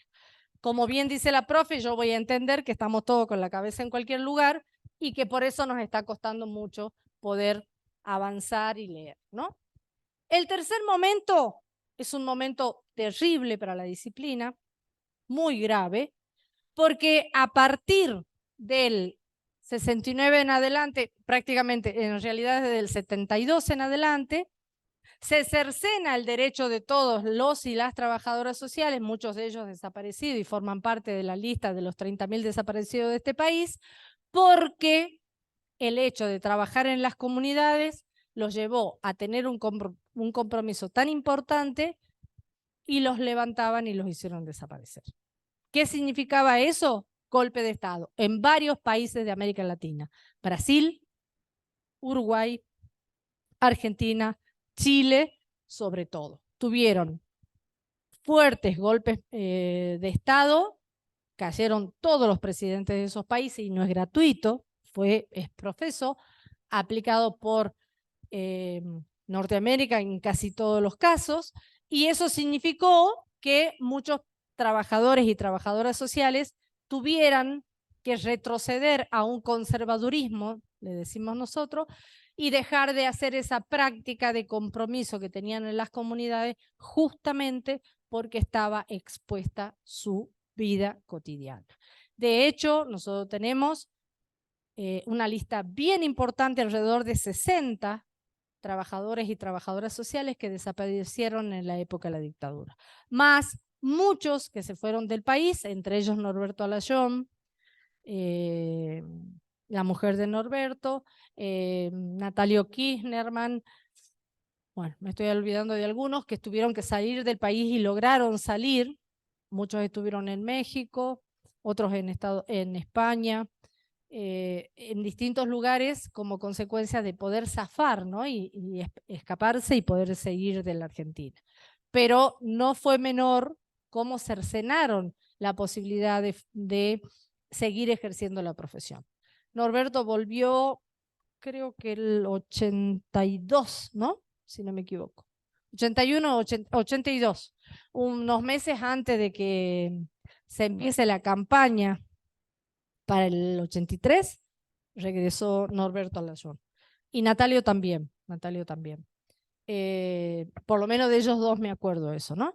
Pero imagínense, bueno, porque el compromiso que tenían estos trabajadores y trabajadoras sociales fue muy importante. Natalio trabajó muchísimos años en todo lo que es Bahía Blanca, tenía muchísimos alumnos, él vino muchas veces a Jujuy y él trabajó en grupo y en comunidad mucho, tiene libros escritos al respecto, y tenía un compromiso social muy importante, ¿no? Junto con el padre Mujica, en las villas Miseres de Buenos Aires, bueno, y así. Entonces, y los comprometía a los alumnos a ir a esos lugares y trabajaban en esos lugares, ¿no? Sí, claro, de Alicia. ¿Saben quién es Alicia Kirchner, no? De Néstor. ¿Y qué es ahora qué? ¿Qué hace Alicia Kirchner ahora? ¿Eh? No sé.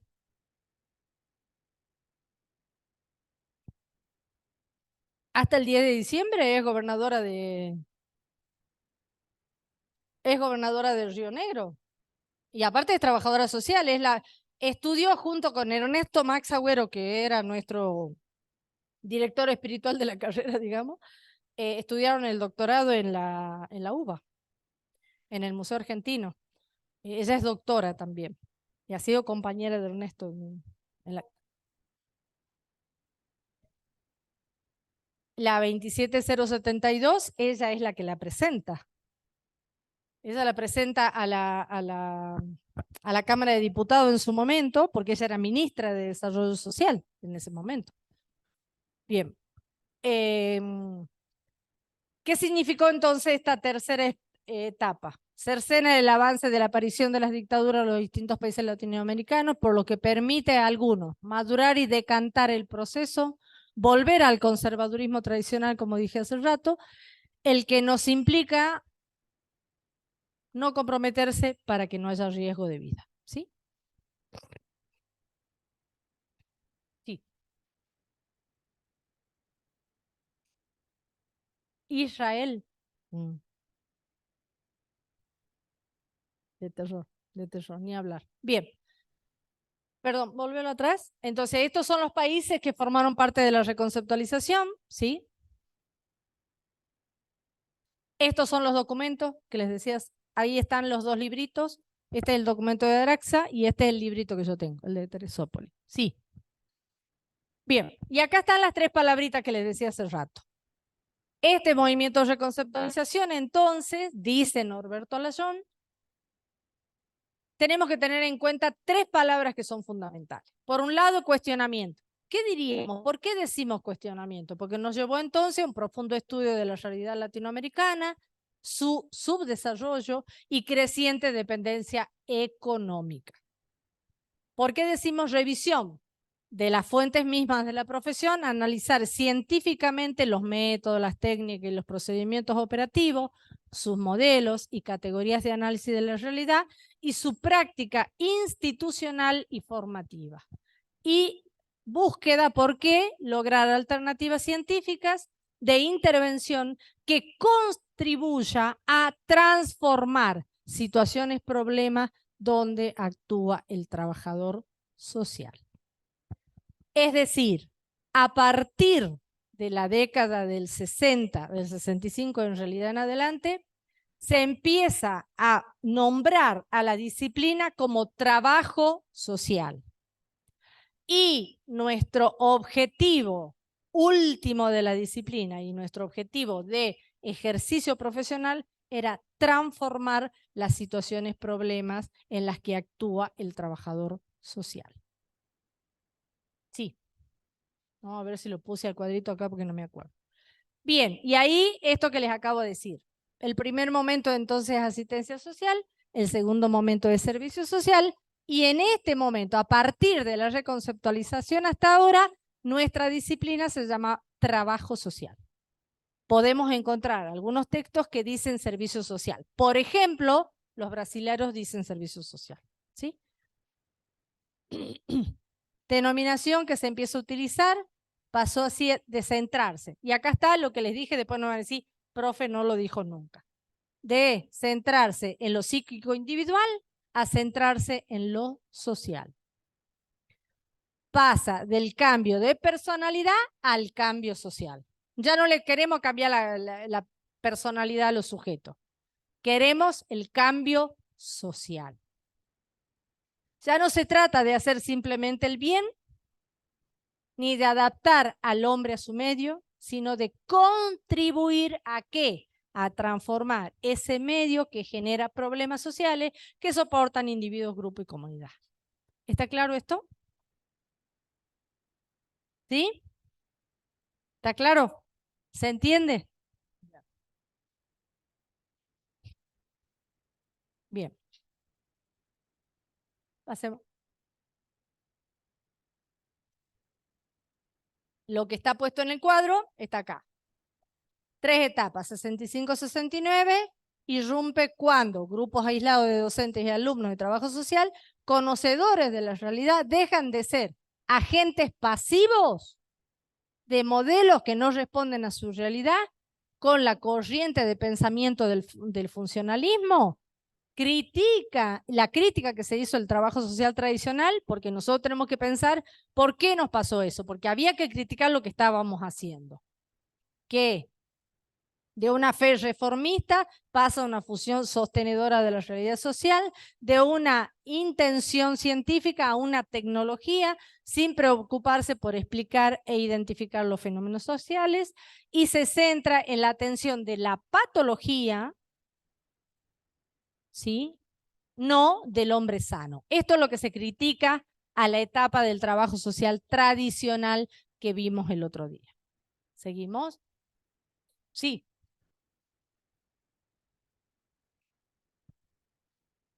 Por lo tanto, su conocimiento fue empírico, se limitó a generar acciones, a permitir de teoría de otras disciplinas, acepta el papel auxiliar, nos somete a verificaciones científicas de la teoría incorporada, las acepta como dogma, o sea, están dichas y ya está, ¿sí? Por lo cual, ¿qué estoy diciendo? Sí. Por lo cual Durkheim, ¿saben quién es Durkheim? ¿No? Bien.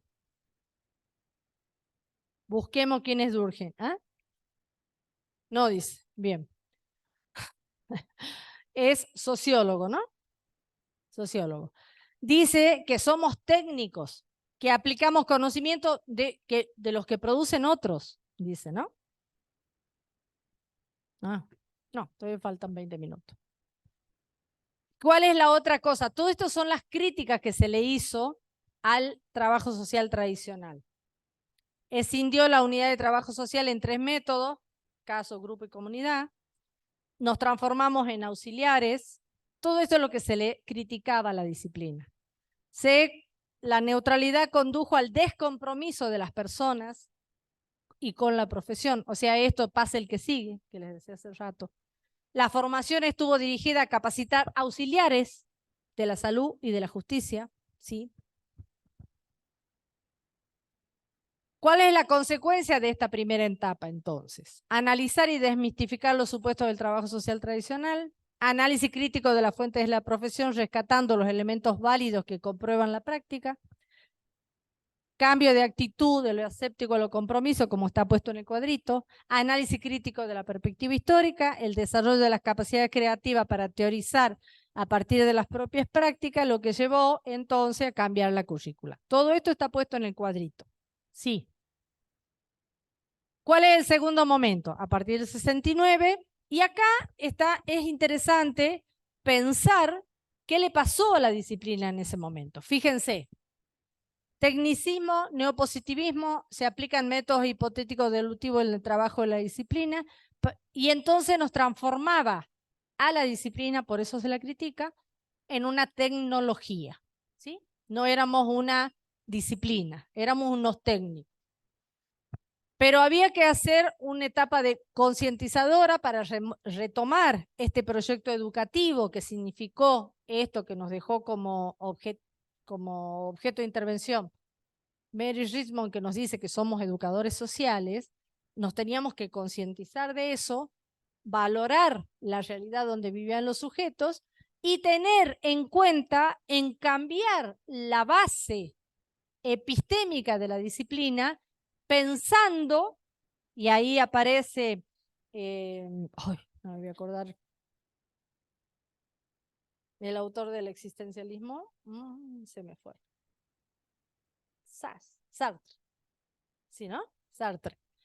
Bien, aparece en las ciencias sociales un autor que se llama Sartre, S-A-S-3, Sartre, que va a plantear esta cuestión de la existencia, ¿sí? Y es tomada por muchas disciplinas de las ciencias sociales, entre ellas el trabajo social, para poder entender esta cuestión que tiene que ver con la existencia del sujeto en una realidad social, ¿sí? Y aparece la dialéctica. ¿Quién nos da la dialéctica? ¿Qué corriente del pensamiento?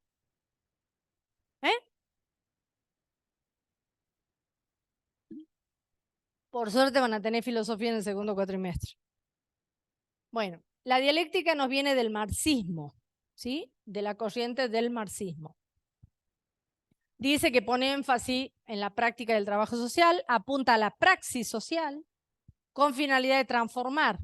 Si la dialéctica no nos hubiera traído la posibilidad de analizar las realidades, no hubiéramos podido pensar que el trabajo social transforma realidades. Si no, nos hubiéramos quedado pensando que el individuo era el problema, que el individuo era el que tenía el problema, y no pensar en lo estructural, no pensar en lo macro, no pensar en las realidades, no quedarse con la coyuntura, sino plantear qué pasa con la estructura. Esto que pasa en el país, todos los problemas económicos nos afectan. Bueno, en ese momento se pensaba solamente que la persona era la culpable de su realidad.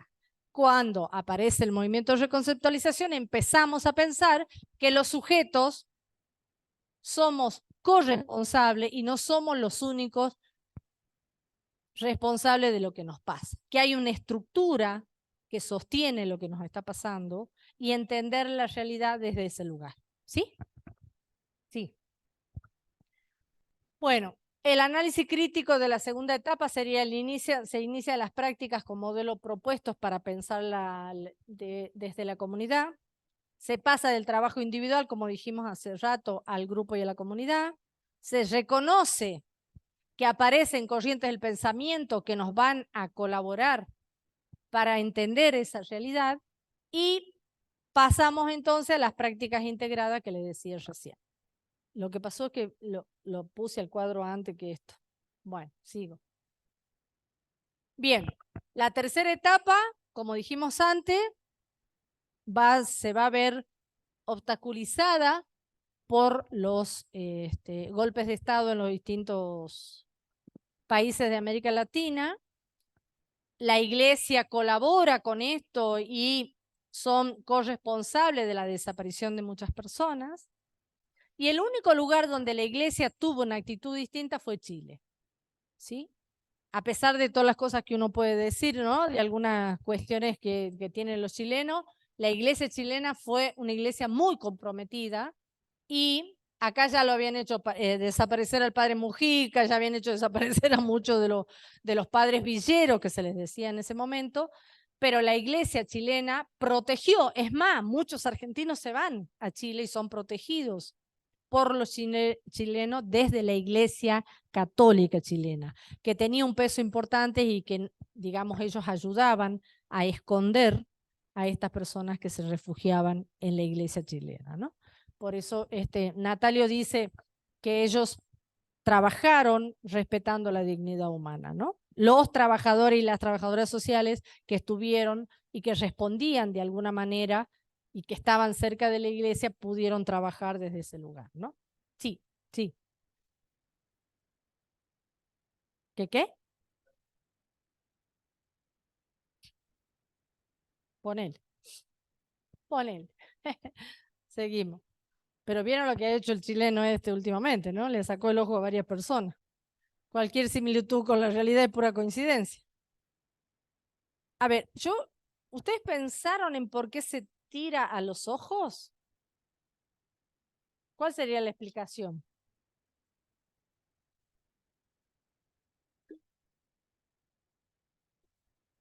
Te quiero.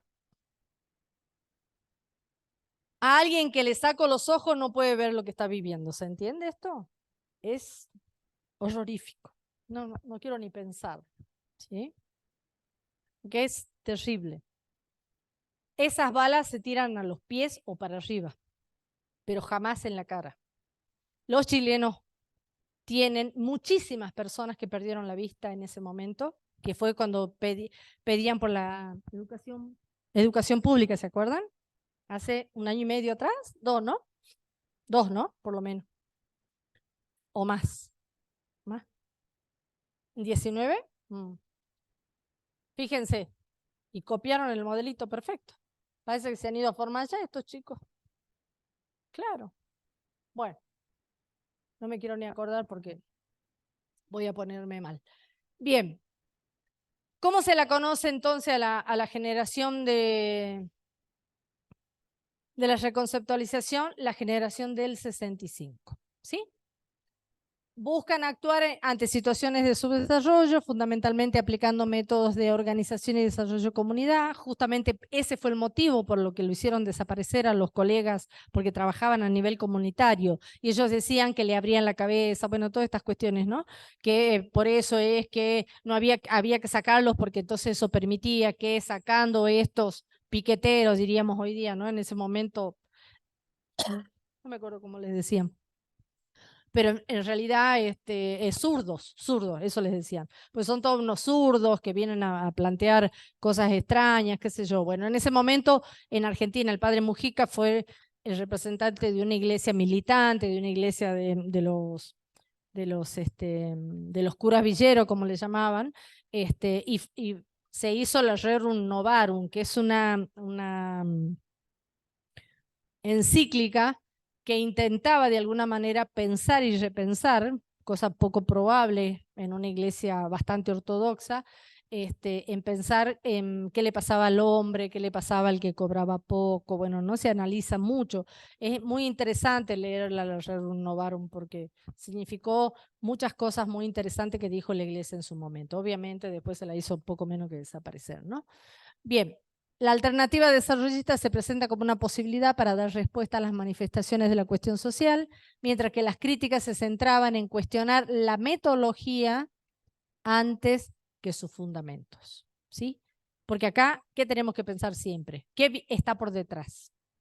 ¿Qué fundamentos teóricos tenemos para aplicar determinadas cosas? Si seguimos hablando de un reajustado, estamos pensando en un positivismo, estamos pensando en una corriente del pensamiento que lo único que hacía era justificar que el pobre era pobre porque él quería, ¿sí? Entonces, por eso es que decimos que hay que pensar necesariamente cuando utilizamos cualquier instrumentalidad, qué hay por detrás de esa instrumentalidad que estoy utilizando, ¿sí? Siempre.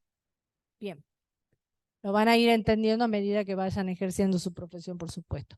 Bueno, uno de los elementos que definía a los miembros de este grupo lo constituyó justamente la cuestión ideológica. muchos de ellos estaban muy atravesados por el marxismo y muchos de ellos eran peronistas. Otra cuestión muy compleja para ese momento, ¿sí? Todos los que eran peronistas nos devastaron la casa, nos robaron todo, bueno, ¿no? Ni hablar. Y entonces éramos zurdos, éramos revolucionarios, éramos los que queríamos voltear el gobierno, bueno, todas estas cuestiones, ¿no? Entonces, y muchos de nosotros en ese momento formamos parte de las listas de la dictadura militar, ¿no? Perdón, pero no me causa gracia, digamos. Estoy pensando en cosas más interesantes. Es como muy complejo pensar que todos formamos parte. Después de muchos años se descubrió que acá en Jujuy, por ejemplo, entrando a los Perales, funcionaba lo que se llamaba la Brigada de Investigación, por decirle algún nombre, no me acuerdo cuál era el nombre que tenía en ese momento, y ahí estábamos todos los que habíamos formado parte del primer movimiento cuando empezó el momento de empezar a pensar para postular, que en ese momento gana Alfonsín, que empiezan con los movimientos políticos, todos formamos parte de esas listas, ¿no? Hasta muy avanzada la década del 90, seguíamos estando en esos listados, ¿sí? Yo, para desgracia de mía, digamos, y de toda la comunidad, formé parte del centro de estudiantes de esta facultad, y entonces junto al Perro Santillán, que ustedes lo conocen, hemos sido, él era secretario general y yo era secretaria de prensa, formábamos parte de esas listas, ¿no? Y por muchos años estuvimos formando parte de esas listas, hasta avanzada la década del 90, ¿sí? Porque a pesar de que los radicales ganaron las elecciones, nunca desestructuraron estas fuerzas represivas, ¿no? Costó mucho, y no se olviden que después tuvimos la ley del punto final, digamos, ¿no? Y la obediencia debida. Y todas estas cosas que se fueron modificando. Entonces, todos los militantes sociales hemos sido perseguidos y ahora está pasando con muchos compañeros y compañeras y compañeros, como dicen, están siendo reprimidos, ¿no? De hecho, tenemos 2 compañeros nuestros de acá de la facultad, alumnos de nuestra facultad, que los anda buscando la policía, ¿no? Y que no duermen donde comen porque saben que los van a levantar. Entonces, fíjense qué terrible que es pensar que cuando se llega al poder, se crea que ese poder se puede utilizar para cercenar derechos, para cercenar la forma en que pienso, para que me enseñen a pensar como ellos dicen o me obliguen a pensar como ellos dicen, y si pienso distinto puedo ser perseguido, ¿no? Entonces, esa época fue terrible. Por lo cual, los que hemos vivido esa época recordamos con mucha sensibilidad esto, ¿no? Entonces, hay que tener mucho cuidado con esto, porque de verdad ha sido muy duro y sigue siendo muy duro, porque todo el que piensa distinto puede ser sometido, detenido, reprimido, ¿no? Entonces, bueno, ojo porque es complejo, ¿no? Y hay que estar pensando en cómo hacemos para que nuestros derechos sean respetados. Dicho sea de paso, esta noche hay una marcha, otra marcha de antorchas, que bueno, me parece importante que tengamos en cuenta que hay que seguir defendiendo los derechos, ¿sí? Bueno, obviamente nuestras profesiones han sido atravesadas por todos estos acontecimientos a nivel mundial y regional, y se ha ido trabajando desde la teoría para ir modificando. Vuelvo a repetir, fueron décadas de mucha producción científica en nuestra disciplina. Si ustedes entran a distintas páginas van a poder ver la cantidad de material que se produjo en ese momento. Voy terminando. No sé cuántas me quedan. Bueno. Es importante que tengan en cuenta esto, chicos y chicas. Estas son, a partir de la década del 50, cuáles son las...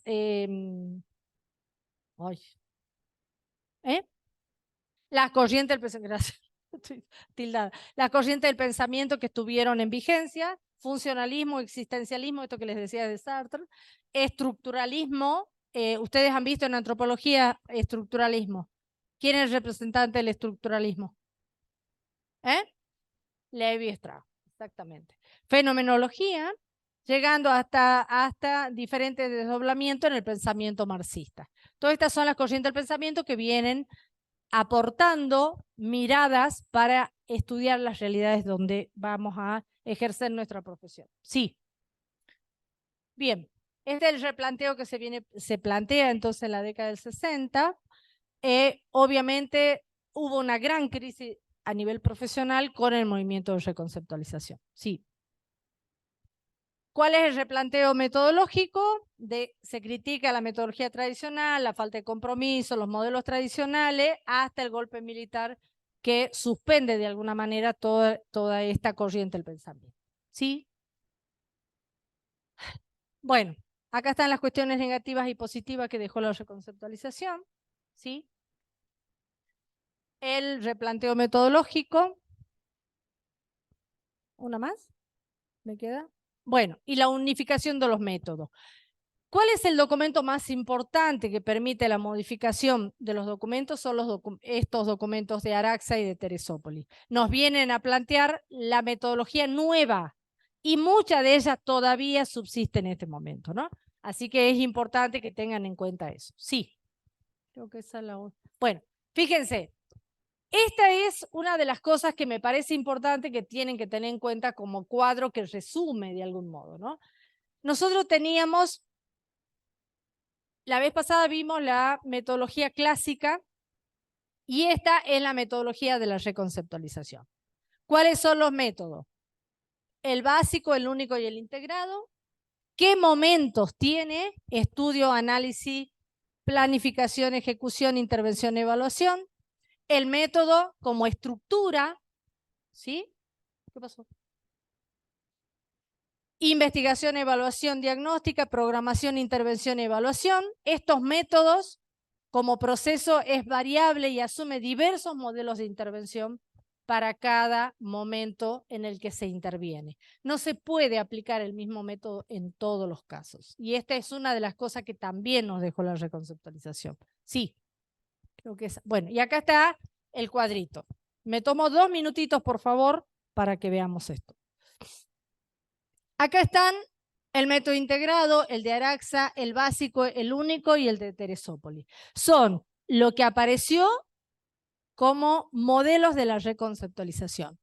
¿Cuáles son los años? 59, 67, 69, 71 y 70. Y ahí tienen lo mismo que vimos con la casuística o con el trabajo social clásico. Este es el trabajo social de la reconceptualización. Es muy interesante este cuadro, lo van a tener en el práctico, lo tienen en el libro y lo tienen en el material que tienen para leer, ¿sí? Igualmente este Power lo vamos a poner dentro, obviamente, del aula virtual para que lo tenga. Fíjense, hablamos de proceso, hablamos de técnica, la base epistémica, ¿no? Las bases conceptuales y las funciones. Y acá, fíjense, en el 59, cuando estos estudiantes, estos trabajadores sociales se fueron a formar a Puerto Rico, todavía estaban hablando de ajuste, adaptación, así, estas dos, que después van a dejar de existir dentro de la disciplina y van a empezar a pensarse en proveer, asistir, promover, prevenir y la acción social. Fíjense lo que pasa en el 67, cuando ya estaba el movimiento de reconceptualización en su máximo esplendor, vamos a tener en lo macro y en lo micro políticas sociales, planeamiento, administración del bienestar, y a nivel macro, esto es lo micro, a nivel macro, prestaciones directas. Ya no se van a llamar más como se llamaban antes y se va a empezar a pensar en que brindamos prestación directa de servicios. ¿Sí? Esas son las diferencias. Y acá fíjense, ¿cuál es la base epistémica? Materialismo histórico, dialéctico, teoría del valor, sociología de la dependencia. Va a cambiar la formación y se amplía la cantidad de años de estudio. ¿Sí? En este aparecen las ciencias sociales, por ejemplo, fíjense, la epistemología, la administración, la planeación, y la historia, la sociología, la administración, fíjense las materias nuevas que vamos a tener en cuenta. ¿Sí? ¿Está? Esto lo podemos volver a ver el 31, no se hagan problema. Lo vamos a revisar ese día, así lo vemos específicamente uno por uno. Por favor, terminen de leer, estudien y traigan para el lunes 31 las preguntas para que puedan, para el 3 quiero decir, las preguntas que tengan para poder tener la posibilidad de rendir el parcial de la mejor manera posible. Depende de los días que tengan parcial, ¿no? Porque van a tener el del lunes, por ejemplo, va a pasar para el lunes siguiente porque no van a tener todavía la revisión conmigo, ¿no? Los que tienen con la profe Olga los lunes, ¿quiénes son? Levante la mano. Bien, ellos van a pasar al lunes siguiente, ¿sí? Al lunes 7 sería, ¿no? ¿Sí? O 6 de agosto. No me digas que es feriado. ¿Es feriado? No, que de Bolivia. 7. Ah, el 7, 7, 7, qué suerte. También es día de Bolivia, pero ¿el día de qué acá? Claro, claro. Es feriado en la capital, pero es domingo, así que no hay problema. Bien, chicos, buenas tardes a todos y a todas. Buen receso. Espero que puedan estudiar. Sí, el lunes que viene tengo clase todavía. Para terminar el cuatrimestre sigo diciendo lo mismo. El miércoles terminamos de ver el cuadrito, ¿sí? El miércoles. Estoy pensando en el... Tengo tantas ganas de tener vacaciones.